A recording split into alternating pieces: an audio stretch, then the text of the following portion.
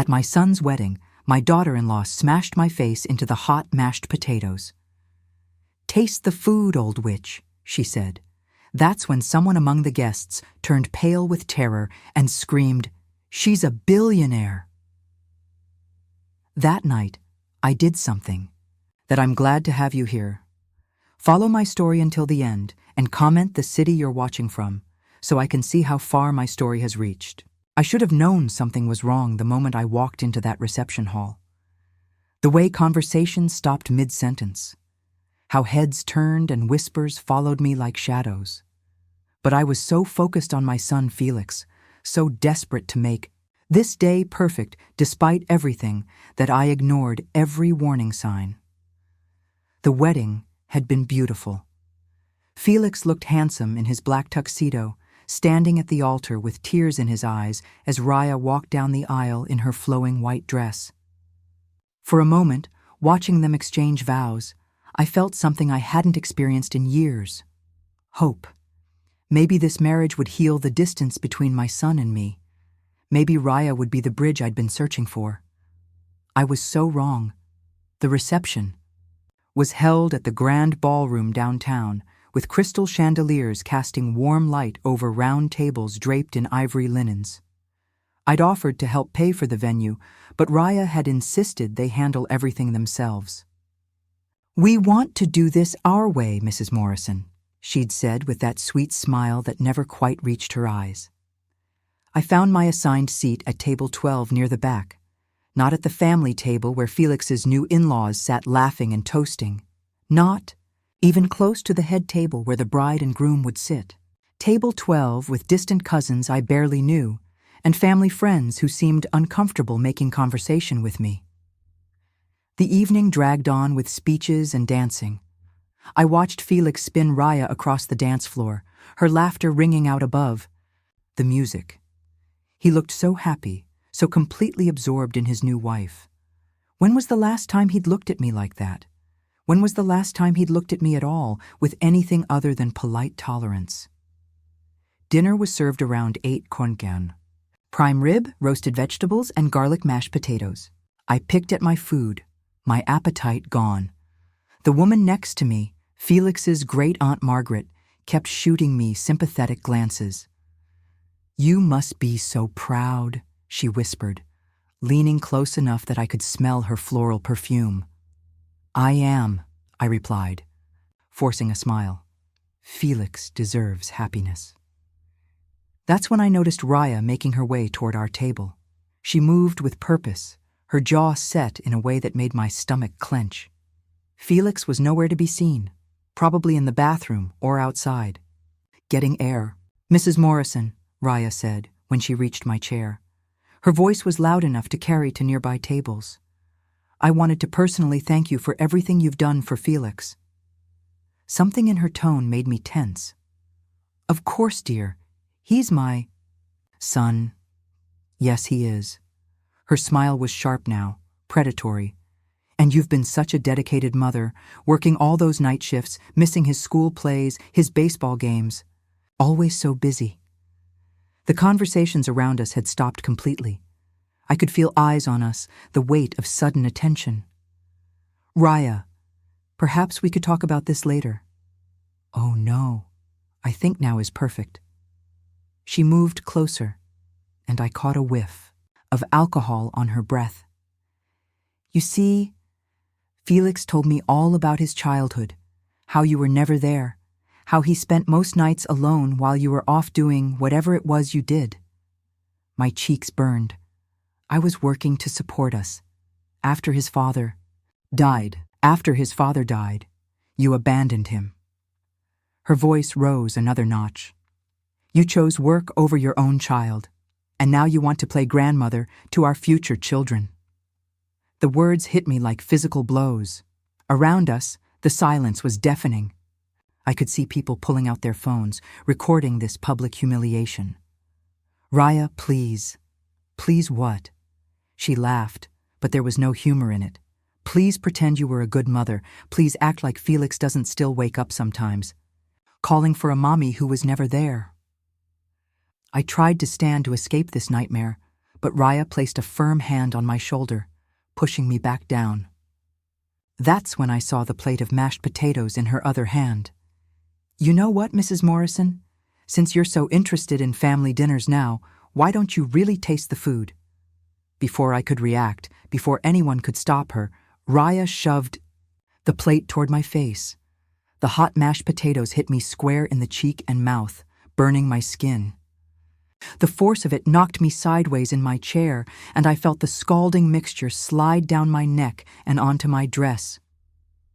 "Taste the food, you old hag," she screamed, her mask of civility completely gone. "Taste what a real family meal feels like." The pain was immediate and intense, not just from the heat of the potatoes, but from the complete shock of what had just happened. I sat there stunned, food dripping from my face and hair, unable to process that this was really happening. The ballroom erupted. People gasped. Chairs scraped against the floor as guests stood to get a better view. Someone was shouting for napkins. Another person was calling for hotel security.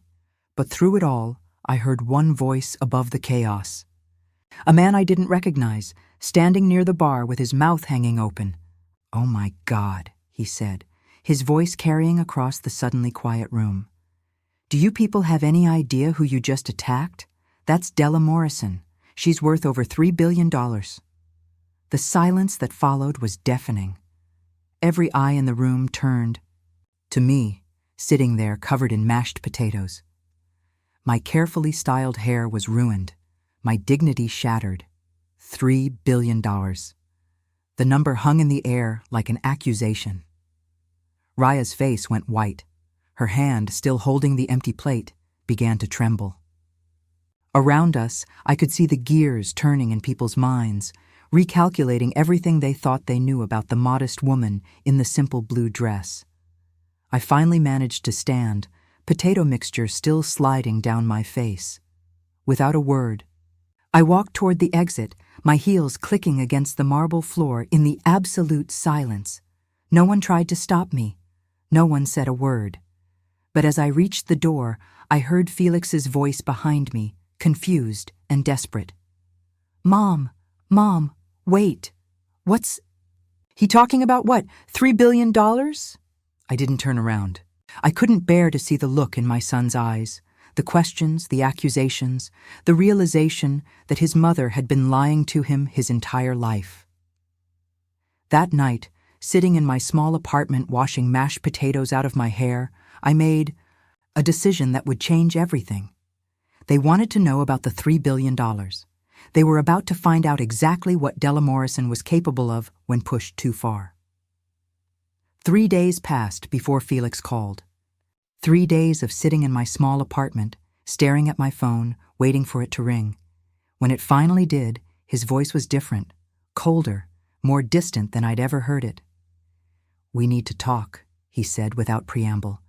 No greeting, no asking how I was after what happened at his wedding. "Raya wants to apologize." Of course she did. Now that she knew who I really was, suddenly she wanted to apologize. "I'll come to your place," I said quietly. "No." His response was quick, sharp. "Neutral ground, that cafe on 5th Street, 1 hour." The line went dead before I could respond. I sat there holding the phone, feeling the familiar ache in my chest. That had become my constant companion over the years. This was how Felix talked to business associates, not his mother. But then again, Felix had never really known his mother, not the real one.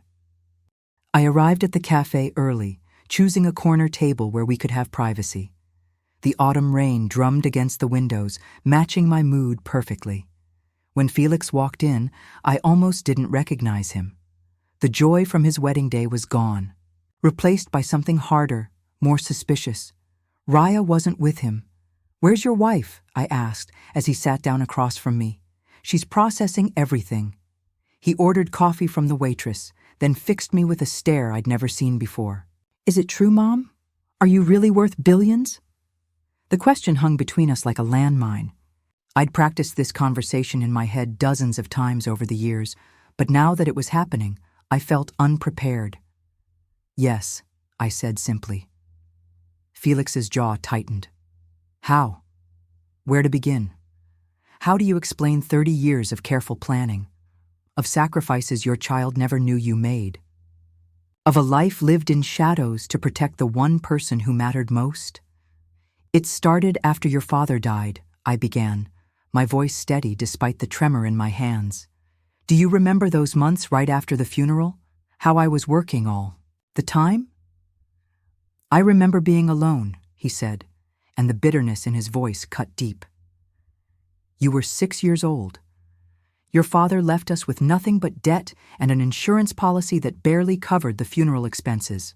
I had a choice: find a way to survive or watch us lose everything. I took a sip of my coffee, buying time, remembering those dark, early days. I started cleaning office buildings at night. That's where I met Harold Weinstein. He owned a small real estate company that was struggling. He used to work late, and we'd talk while I cleaned his office. Felix was listening now, his expression unreadable. Harold saw something in me. He taught me about real estate, about investment opportunities. When he retired 5 years later, he sold me his company for almost nothing. Said I reminded him of his daughter. That was only part of the truth. Of course, Harold had seen more than potential in me. He'd seen desperation, intelligence, and a work ethic that bordered on obsession. He'd also seen a woman who would do anything to secure her child's future. I was good at it, Felix. Better than good. I could spot undervalued properties, negotiate deals that others couldn't see. Within 10 years, I'd expanded from commercial real estate to residential developments, then to international investments. So, you just forgot to mention this? His voice was rising now, drawing glances from other customers. You let me think we were poor. You let me go to college on scholarships when you could have paid for Harvard. This was the heart of it, the wound that had been festering for decades. I wanted you to have your own life, I said, leaning forward. Free from gold diggers, from people who would only see you as a meal ticket. I wanted you to find love that was real, not someone attracted to your money. Felix laughed, but there was no humor in it, like Raya. The irony wasn't lost on either of us. In trying to protect him from fortune hunters, I'd made him vulnerable to a different kind of predator. You have no idea what growing up rich does to a child, I continued. I've seen it destroy families, turn children into entitled monsters who never learn the value of work or genuine relationships. So instead, you made me feel worthless, he said quietly. Do you know what it was like, Mom? Watching other kids get picked up by their parents while you were always working, missing every school play, every parent-teacher conference. I thought you didn't care. My heart broke a little more with each word. I cared. I cared so much that I worked myself to exhaustion to build something for you. Every late night, every missed dinner, every time I chose work over being with you, it was all for you. No. Felix shook his head. It was for your guilt, your need to prove something. You could have found a balance, but you chose the money. He was wrong. But I couldn't tell him the whole truth. Not yet. He didn't know about the lawyers I'd hired to protect us from his father's family, who'd tried to claim he wasn't really their son.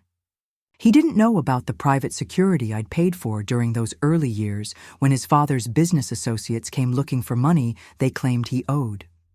He didn't know about the trust fund I'd set up that would make him independently wealthy on his 40th birthday, regardless of what happened to my estate. I know you're angry, I said instead. And you have every right to be. I made mistakes, Felix, but everything I did was to protect you. Protect me from what? Having a mother who was present? The words stung because they held truth. I had been absent physically and emotionally. The empire I'd built had consumed me, driven by a terror that if I ever slowed down, if I ever let my guard down, something terrible would happen to the only family I had left. From people like Raya, I said quietly. Felix's face flushed red. Don't you dare. Raya loves me. Raya attacked me at your wedding reception, I reminded him, in front of 200 people. She humiliated me publicly. Is that what love looks like to you? She was protecting me from someone she thought was a selfish, absent mother. And maybe she was right. The words hit their mark. I sat back in my chair, feeling suddenly very old and very tired. Maybe she was, I agreed. But that doesn't change what she did or what she's planning to do now that she knows about the money. Felix's expression flickered just for a moment with something that might have been doubt, but then his jaw set again, and I knew I'd lost this round. I need time to process this, he said, standing up. All of it, Felix, wait. No, Mom. For 30 years, you've been lying to me. For 30 years, you've let me believe we struggled when you were sitting on billions. I need to figure out what else you've been hiding. He walked away, without looking back, leaving me alone at the table with my cold coffee and the weight of 3 decades of secrets. Outside, the rain had turned to sleet, and I watched the ice form on the windows while my mind raced. Felix was angry, confused, and hurt. I understood that. But Raya was something else entirely. The way she'd looked at me before that attack, the calculated cruelty of her words, the public nature of the humiliation, none of that was spontaneous. She'd planned it, which meant she'd known about my money before that guest blurted it out. The question was, how long had she known? And more importantly, what was she planning to do with that knowledge now? I pulled out my phone and scrolled, through my contacts until I found the number I was looking for. Marcus Chen had been my head of security for 15 years, a former FBI agent who specialized in protecting high-net-worth individuals from threats, both external and internal. Marcus, I said when he answered, I need you to run a complete background check on someone. And I need it done quietly because if Raya thought she could humiliate me and then waltz back into my life now that she knew I was wealthy, she was about to learn exactly what Della Morrison did to people who threatened her family. Marcus Chen's report arrived on my desk exactly 72 hours after I'd requested it. 3 manila folders, each one thicker than I'd expected. As I opened the first one, my coffee grew cold while I read about the woman my son had married. Raya Elizabeth Novak, born in Cleveland, Ohio, 28 years old, dropped out of college 3 times. No steady employment history in the past 5 years. What she did have was a pattern. The photographs were what stopped me cold. Marcus had managed to obtain pictures from social media accounts Raya had deleted, but nothing truly disappears from the internet when you know where to look. There she was at charity galas in Miami, always on the arm of different men. Designer dresses, expensive jewelry, first-class vacation photos, all with men who were significantly older and, according to Marcus's notes, significantly wealthier than their ages might suggest. David Rothschild, age 42, heir to a pharmaceutical fortune, dated Raya for 8 months before she disappeared with $20,000 from his personal checking account. No charges were filed. Michael Torres, age 39, owner of 3 successful restaurants in Chicago. Their engagement lasted 6 months before he discovered she'd been using his credit cards to finance a lifestyle he'd never authorized. Again, no. Legal action taken. Jonathan Wright, age 35, tech entrepreneur. Their relationship ended abruptly when his accountant noticed unusual transactions from accounts Raya had access to. The pattern was clear and terrifying. Raya was a professional. This wasn't some young woman who'd fallen in love with my son and discovered his family had money. This was someone who'd targeted Felix specifically, studied him, planned her approach. My hands were shaking as I reached for my phone. I needed to call Felix immediately, show him these files, make him understand what he'd married. But before I could dial, my doorbell rang. Felix stood in my hallway, and for a moment, my heart leaped with hope. Maybe he'd come to apologize, to bridge the gap between us. Then I saw Raya behind him, and that hope died. "Mom," Felix said, his voice carefully neutral. "We need to talk." I stepped aside to let them in, my mind racing. The files were still spread across my dining room table, but they'd have to pass through the living room first. I quickly closed the folders and slipped them under a magazine. "I'm glad you came," I said, though looking at Raya made my skin crawl. She was wearing a simple black dress, her hair pulled back, makeup minimal, the picture of wounded innocence. "Please sit down." Raya perched on the edge of my sofa like she was afraid to get comfortable. Felix remained standing, his posture rigid. "Raya has something she wants to say," he announced. I looked at her, waiting. She dabbed at her eyes with a tissue, though I noticed no actual tears. "Mrs. Morrison," she began, her voice soft and trembling. "I owe you the deepest apology.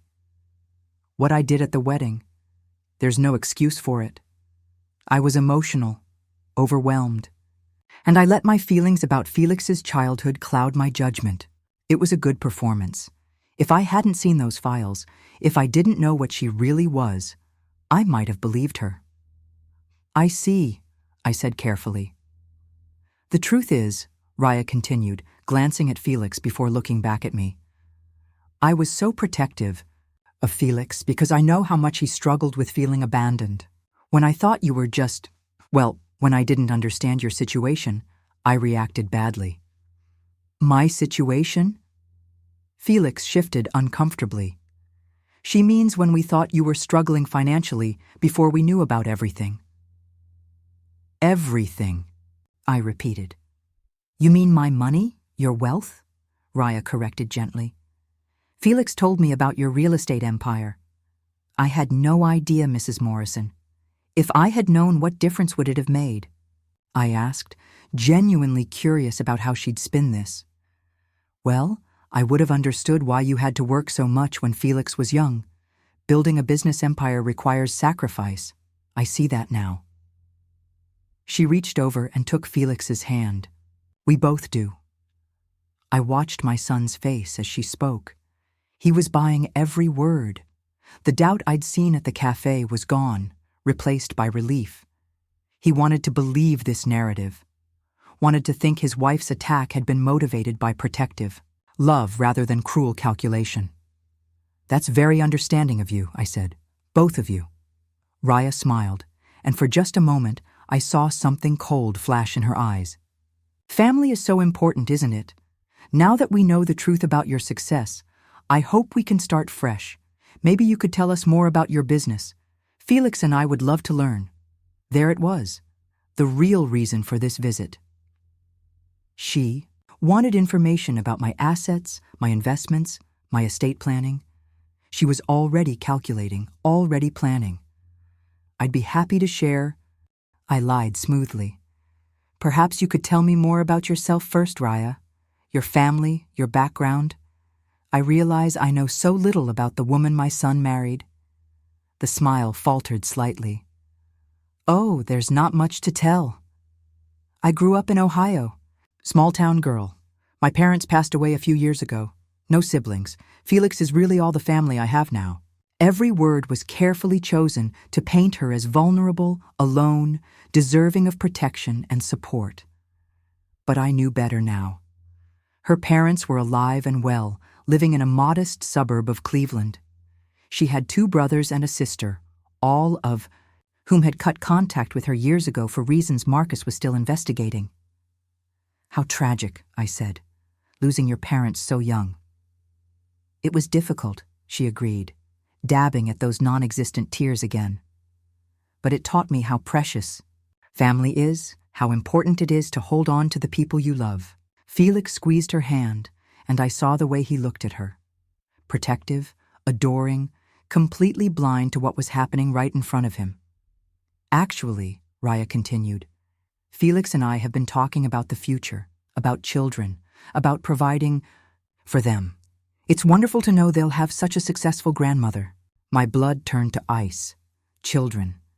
She was already planning her next move, thinking about grandchildren who would tie her permanently to my family and my fortune. "Children are a blessing," I managed to say. "We're trying," Felix added. "And the openness in his voice broke my heart. "We want to start a family right away." "How wonderful," I said, though inside I was screaming. I needed them gone. I needed time to think, to plan, to figure out how to save my son from this trap he'd willingly walked into. "Actually," I said, standing up, "I have a conference call with my lawyers in a few minutes about updating my estate planning. Perhaps we could continue this conversation another time." Raya's eyes sharpened at the mention of estate planning, though she tried to hide it. "Of course, we don't want to keep you from important business." As they gathered their things to leave, Raya paused at the door. "Mrs. Morrison, I just want you to know how much it means to Felix that we're reconciling. He's been so hurt by the distance between you two. I think knowing the truth about why you work so hard will help him heal." "I hope so," I said. After they left, I retrieved Marcus's files and spread them out again. But this time, I focused on the timeline. When had Raya first contacted Felix? According to the report, they'd met at a coffee shop near his office 18 months ago. She'd accidentally spilled her drink on him. But Felix worked for Morrison Holdings, not the main office. I'd kept our family connection quiet there, too, but a subsidiary that managed some of my smaller real estate investments. Anyone researching? My business empire would eventually find that connection. She'd known. She'd known from the beginning. I picked up my phone and called Marcus again. "I need surveillance," I said when he answered. 24-hour coverage on my son and his wife. I want to know where they go, who they meet with, what they discuss. And Marcus, I want to know about any legal consultations they might seek." "Estate lawyers?" he asked. "Among others." I stared at the photographs of Raya with her previous marks. "I also need you to contact these men, the ones from her past. I want to know exactly what she did to them and why they didn't press charges. Because if Raya thought she could charm her way into my fortune by playing the role of devoted wife and future mother, she was about to learn that I hadn't built a billion-dollar empire by being naive. The war for my son's future was just beginning, and I intended to win. But as I looked at the photos of Felix and Raya leaving my building, his arm around her waist, her head on his shoulder, I realized that winning might cost me the only thing I'd ever truly cared about. My relationship with my son might not survive this battle, but if I lost it, at least I'd know I'd saved him from something worse. Marcus's surveillance reports arrived every morning like clockwork, and each one made my blood run colder. Raya wasn't wasting any time. 2 days after their visit to my apartment, she'd convinced Felix to make an appointment with Harrison and Associates, one of the city's most prestigious estate planning firms, the same firm that had been trying to poach my business for years. 3 days after that, she'd had lunch with someone Marcus identified as Dr. Patricia Kellerman, a geriatric psychiatrist who specialized in competency evaluations for wealthy elderly clients. By the end of the first week, I knew exactly what Raya was planning. She wasn't just after my money. She was preparing to have me declared mentally incompetent. Once Felix had power of attorney, she'd control him completely. And through him, everything I'd built. It was brilliant in its own sociopathic way, and it might have worked if I hadn't spent 30 years learning how to outmaneuver people who underestimated me. I was sitting in my study reviewing the latest surveillance photos when my housekeeper, Maria, knocked on the door. "Mrs. Morrison, your son is here. He says it's urgent." I quickly slipped the photos into a drawer and composed myself. "Send him in, please." Felix entered alone, which surprised me. For the past week, Raya had been attached to his side like a shadow. He looked tired, older somehow, and there were dark circles under his eyes. "Mom, we need to talk," he said, taking the chair across from my desk. "About your health." Here it was, the opening move. "My health is fine, Felix," I said calmly. "Why, do you ask? Raya's been worried about you. She thinks you might be struggling with some memory issues." I almost laughed. Of course she did. What kind of memory issues? Felix shifted uncomfortably. She mentioned that when you two talked last week, you seemed confused about some things, mixed up dates, forgot conversations you'd had. None of which had happened, but I could see how easily Raya could convince my son it had. He wanted to believe her about everything else. Why not this? I see, I said. And what does Raya think I should do about these supposed memory issues? She thinks you should see a doctor, get evaluated, maybe consider getting some help managing your affairs. My affairs are perfectly well managed, Felix. Are they? He leaned forward, and I saw genuine concern in his eyes. Mom, you're 73 years old, sitting on billions of dollars, and you live alone in a one-bedroom apartment. That's not normal. It was exactly the argument I'd expected. Paint my modest lifestyle as evidence of declining mental capacity rather than a deliberate choice to live quietly. I live the way I choose to live, I said. The same way I've lived for 20 years. But that's just it, Felix said, his voice rising slightly. 20 years ago, I thought we were poor. Now I find out you've been wealthy this whole time. How do I know what else you've been hiding? How do I know you're making good decisions about anything? I studied my son's face, seeing the genuine confusion and worry there. Raya was good. She'd planted seeds of doubt that were growing exactly as she'd planned. What would make you feel better? I asked. Just see a doctor, Mom. Get a clean bill of health. Then we can all stop worrying. All Raya and I want is to make sure you're okay. I nodded slowly, as if considering it. I suppose that would be reasonable. Do you have someone in mind? Felix relaxed slightly. Actually, Raya found someone. Dr. Kellerman. She specializes in seniors and has a great reputation. Of course she had. The same Dr. Kellerman who'd had lunch with Raya the week before. The one who'd probably already been briefed on what diagnosis would be most helpful for my daughter-in-law's plans. I'd prefer to choose my own doctor, I said. Felix's jaw tightened. Mom, you can't just keep refusing help. This is about your safety, your well-being, and my money. The words hung in the air between us. Felix flushed red but didn't deny it. This isn't about money, he said, but his voice lacked conviction. This is about family, about making sure you're protected. Protected from whom? From yourself? From people who might take advantage of you. He was standing now, pacing in front of my desk. Do you have any idea how vulnerable you are? How many people would love to get their hands on your fortune? Yes, I said quietly. I do. Something in my tone made him pause. He looked at me more carefully, and for a moment I saw a flicker of the intelligent boy he'd once been. What's that supposed to mean? It means I've been protecting myself and my assets for 30 years, Felix.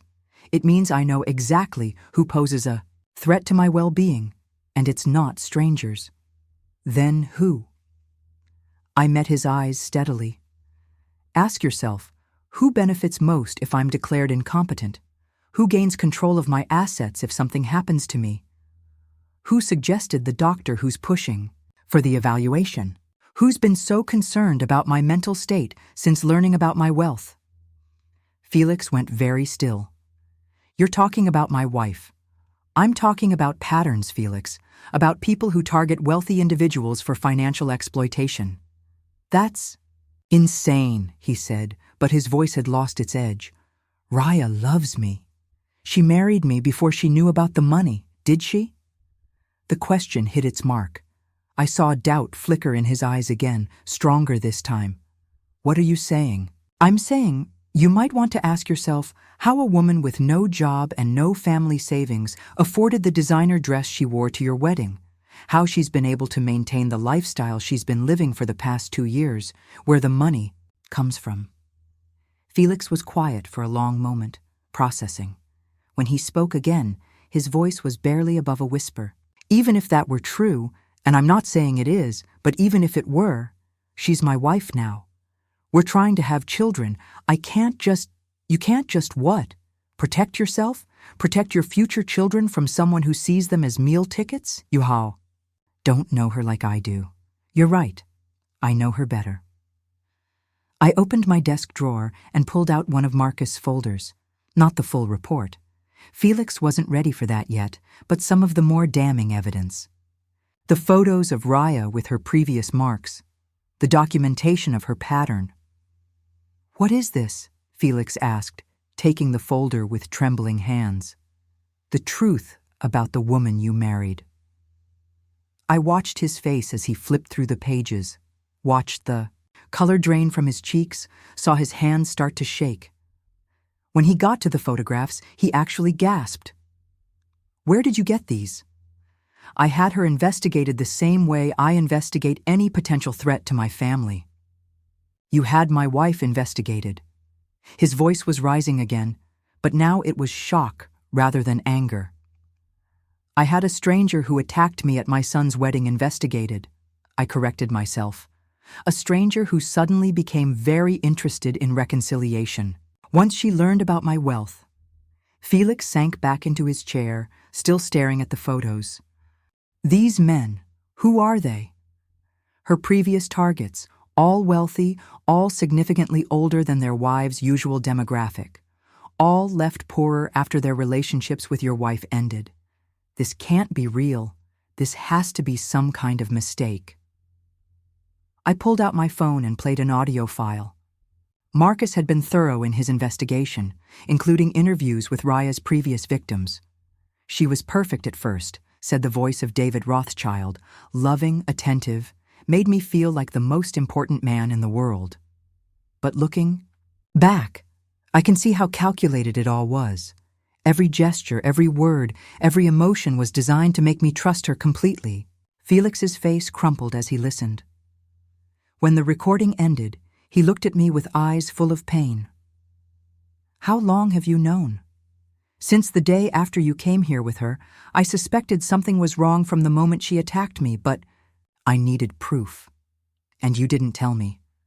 Would you have believed me? Or would you have accused me of trying to destroy your marriage out of jealousy?" He was quiet because we both knew the answer. "What am I supposed to do now?" he asked finally.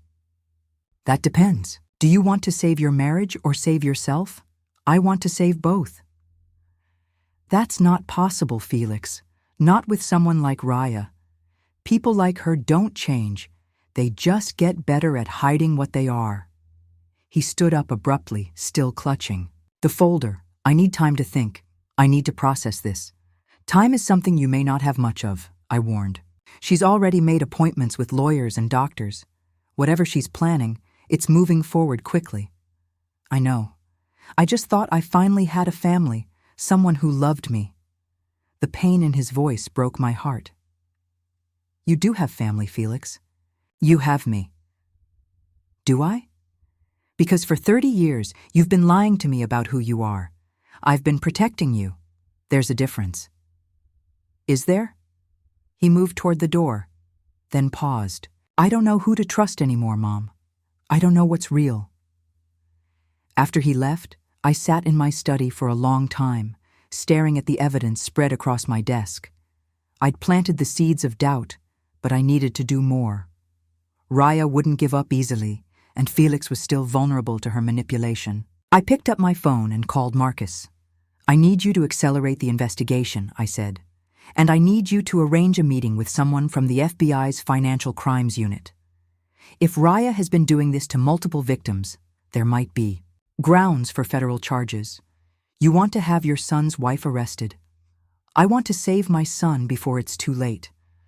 Because sometimes protecting the people you love means making choices they'll never forgive you for. And sometimes being a mother means being willing to be the villain in your child's story, as long as they survive to have a story at all." 2 weeks passed without a word from Felix.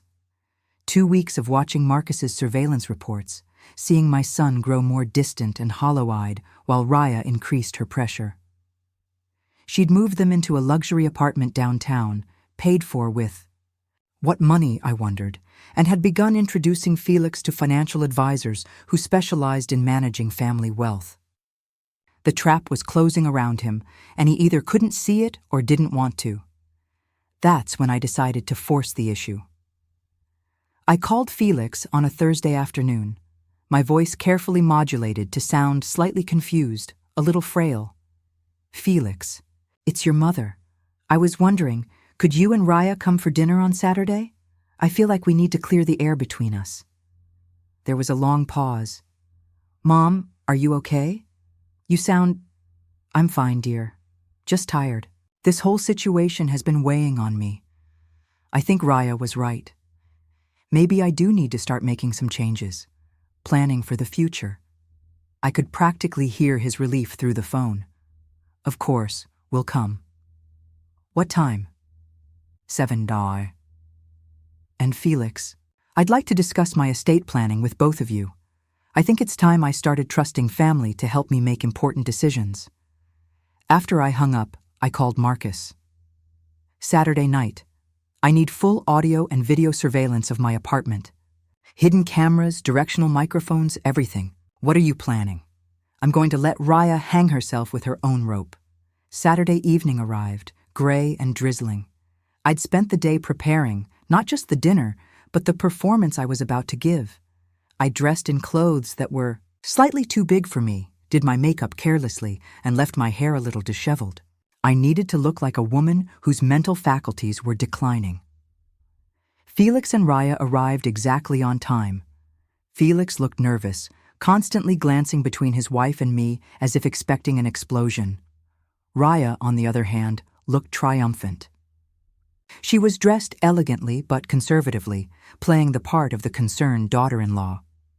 "Mrs. Morrison," she said, taking my hands in hers as she kissed my cheeks. "You look tired. Are you feeling all right?" "Oh, you know how it is at my age?" I said, letting my voice quaver slightly. "Some days are better than others. Thank you both for coming. It means so much to have family around." Dinner was pot roast, Felix's favorite from childhood, though I deliberately overseasoned it and let the vegetables get a bit mushy. Little details that would support the narrative of declining capabilities. "This is delicious, Mom," Felix said loyally, though I could see him struggling with the salty gravy. "Is it? I wasn't sure about the seasoning. I seem to have trouble with recipes lately. Yesterday, I put sugar in my coffee 3 times and couldn't remember doing it." Raya's eyes lit up with interest. "That must be frustrating. Have you considered getting some help? Maybe someone to assist with cooking and household management?" "I don't know," I said, pushing food around my plate uncertainly. "I've always been so independent, but lately I feel so confused about things, finances, especially all those numbers and accounts. It's overwhelming." Felix and Raya exchanged a glance. The hook was baited. "Maybe we could help," Raya suggested, gently. "Felix is so good with financial matters, aren't you, honey?" Felix nodded, though he looked uncomfortable. "If you want, Mom, I could take a look at your portfolio just to make sure everything's in order." "Would you? That would be such a relief." I reached across the table and patted his hand. "You know, I've been thinking about what you said before. About seeing a doctor, about getting my affairs in order." "Really?" Raya leaned forward, unable to hide her eagerness. "I scheduled an appointment with that doctor you recommended, Dr. Kellerman, and I spoke with my lawyer about updating my will."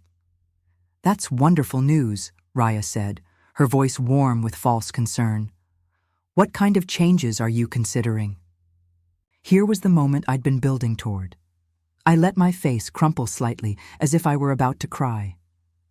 "I'm so ashamed," I whispered. "All these years I've been such a terrible mother to Felix, working all the time, missing everything important. I don't deserve to call myself his mother." "Mom, don't say that," Felix protested. But I could see Raya's mind racing. "No, it's true.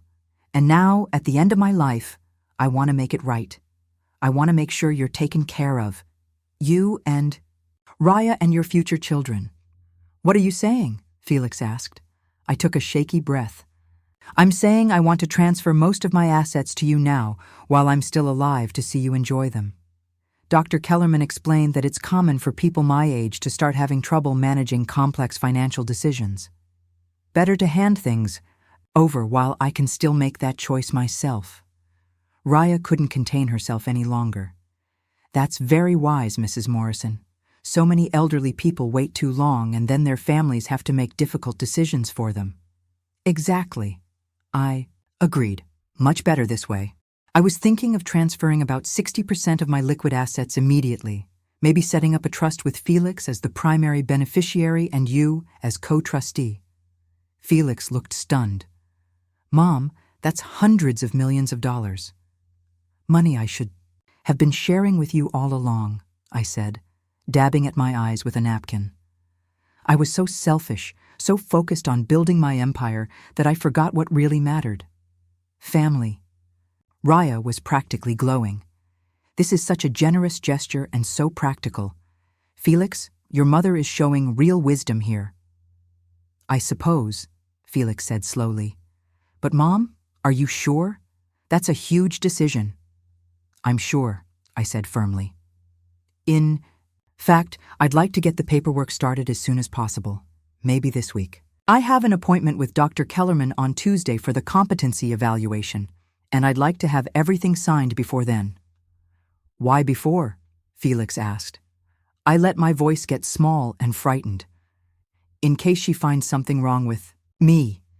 If there are problems with my memory or judgment, I want to know that I made this decision while I was still myself.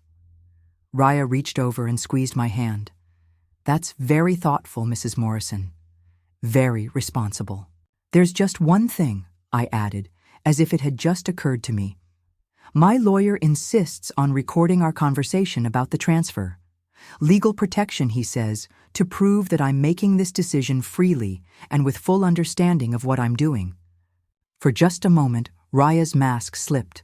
I saw calculation in her eyes, then caution, but greed won out. Of course, she said smoothly. Complete transparency is always best in these situations. The rest of dinner passed in a blur of planning. Raya suggested lawyers who could expedite the process. She mentioned financial advisors who could help manage the transition. She even brought up the possibility of Felix taking a more active role in my business operations. As they prepared to leave, Raya hugged me warmly. Mrs. Morrison, I want you to know how much this means to Felix, to both of us. You're giving us such a wonderful gift. It's the least I can do, I said, after all the years I lost with my son. Felix kissed my cheek goodbye, and I saw something in his eyes that broke my heart. Hope. He genuinely believed this was his mother trying to make amends, trying to rebuild their relationship through generosity. He had no idea he was about to witness his wife's complete destruction. After they left, I sat in my apartment for exactly 1 hour. Then I called Marcus. Did you get everything? Crystal clear video and audio. She took the bait completely. Good. Now, I need you to contact FBI agent Sarah Chen. I know, different Chen, no relation. Tell her I have evidence of an ongoing scheme to defraud an elderly person. Tell her I have surveillance footage of the perpetrator discussing specific plans to manipulate a competency evaluation and gain control of assets through coercion. You're really going through with this? I thought about Felix's hopeful face, about the grandchildren Raya was planning to use as emotional leverage, about the decades of careful planning she was trying to unravel.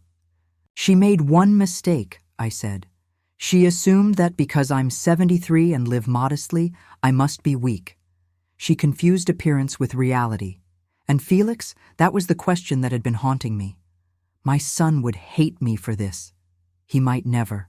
Forgive me, but he would be free. Felix will understand eventually.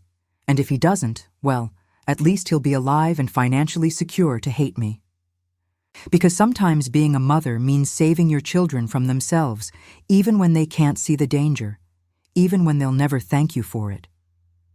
Tuesday morning, Dr. Kellerman would find herself explaining to federal agents why she'd agreed to provide a predetermined diagnosis. Raya would discover that elderly victims aren't always as helpless as they appear, and Felix would learn that his mother's greatest act of love wasn't giving him money. It was taking away the woman who would have destroyed him. The game was almost over. I just had to survive the final move. The call came at 6 in the morning on Tuesday. Felix's voice was raw, shaken, barely recognizable. "Mom, they arrested Raya." I was already dressed, already waiting. I'd been awake since 4, knowing this moment would come. "What happened?" I asked, though I knew exactly what had happened. The FBI had moved faster than I'd expected. Federal agents came to our apartment at 5 a.m. They had a warrant. They said she's being charged with elder fraud, conspiracy, and something about crossing state lines to commit financial crimes.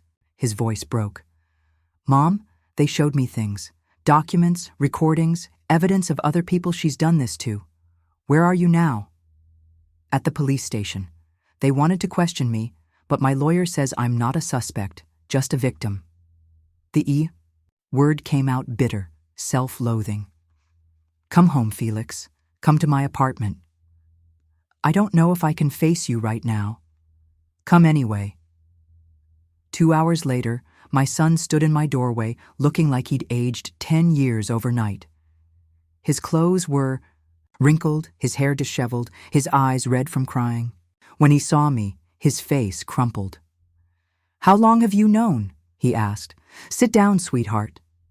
"How long?" "Since the day after your wedding." He sank into my sofa, his head in his hands. "You've known for weeks that my wife was a criminal, and you didn't tell me." "I tried to tell you. You wouldn't listen. You could have tried harder." "Could I?" I sat down across from him. "What would you have done if I'd shown you that evidence 2 weeks ago? Would you have believed me, or would you have accused me of hiring investigators to destroy your marriage because I was jealous?" Felix was quiet because we both knew the answer. "The FBI agent who interviewed me," he said finally, "she told me that Raya has been doing this for at least 5 years. Multiple victims across multiple states. They think she stole over $2 million from the men she targeted before me." "I know, and you knew that too?" "Yes, Jesus, Mom!" He looked up at me with eyes full of pain. "Do you know what it feels like to find out that your entire marriage was a lie? That the woman you thought loved you was just calculating how much you were worth?" My heart broke for him. "No, Felix.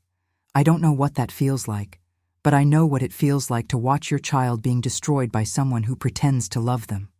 She seemed so perfect, so understanding about my childhood, about our relationship. She made me feel like someone finally got it, like someone finally understood why I was angry with you. That's what people like Raya do. They find your wounds and make you think they're the medicine." Felix stood up and walked to my window, staring out at the city below. "She's pregnant, Mom." The words hit me like a physical blow. "What?" "She told me last week. Said she wanted to wait until after dinner with you to announce it. Said she wanted us to be a united family before bringing a baby into the world." His laugh was hollow. Even that was probably a lie. I felt cold all over. A baby would have been the ultimate leverage. The one thing that would have tied Felix to Raya permanently, regardless of what he discovered about her past. "The FBI will want to verify that," I said carefully. "If she's lying about the pregnancy, and if she's not, if there really is a baby," I didn't have an answer for that. The thought of my grandchild being born to a woman like Raya was almost unbearable. "We'll figure it out," I said, one step at a time. Felix turned back to me, his expression hardening. "Will we? Because I'm starting to wonder if I can trust anyone anymore. You lied to me my entire life about who you were. Raya lied to me about who she was. How am I supposed to know what's real? You start by asking yourself who benefits from the lies." I said, "I lied to protect you from gold diggers and fortune hunters. Raya lied to exploit you. Intent matters, Felix. Does it? Because either way, I feel like I don't know my own life." I stood up and walked over to him. "Then let me tell you your life. Let me tell you the truth I should have told you years ago." For the next 2 hours, I told him everything about his father's debts and the men who'd come looking for money after the funeral. about the nights I'd worked 3 jobs to keep us afloat while putting myself through real estate courses, about the threats from his father's family, who tried to claim he wasn't really their blood and therefore deserved nothing from the estate. I told him about the trust fund I'd established that would make him independently wealthy on his 40th birthday, about the scholarship foundations I'd created in his name, about the apartment building I'd bought across from his elementary school so I could watch him during recess from my office window when I couldn't be there in person. "You were watching me?" he asked, his voice small. "Every day I could manage it. I saw you score your first goal in soccer. I saw you fall off your bike and get back up. I saw you defend that kid who was being bullied by the older boys." Tears were streaming down my face now. I was there, Felix. Maybe not in the way you needed me to be, but I was always watching, always protecting, always loving you. Felix was crying, too. "Why didn't you tell me any of this?" "Because I wanted you to be proud of your own accomplishments. I wanted you to know that you were loved for who you were, not what you could inherit. And because I was terrified that if you knew about the money, you'd attract people like Raya. People like Raya found me anyway. Yes, but at least now we know who she really is." My phone rang, interrupting us. It was Agent Chen. "Mrs. Morrison, I wanted to update you on the situation. We've arrested Dr. Kellerman as well. She's been providing fraudulent competency evaluations for a fee, and we've confirmed that Raya Novak is not pregnant. The test she showed your son was purchased online." Closed my eyes in relief. "Thank you for letting me know. There's something else. Ms. Novak is claiming that you orchestrated this entire situation to frame her. She says you threatened her and coerced her into the conversation we recorded. Do you believe her?" "Not for a second, but I wanted you to know. She's not going quietly." After I hung up, Felix looked at me with a strange expression. "She's still lying. Even now, even caught red-handed, she's still lying. It's what she does.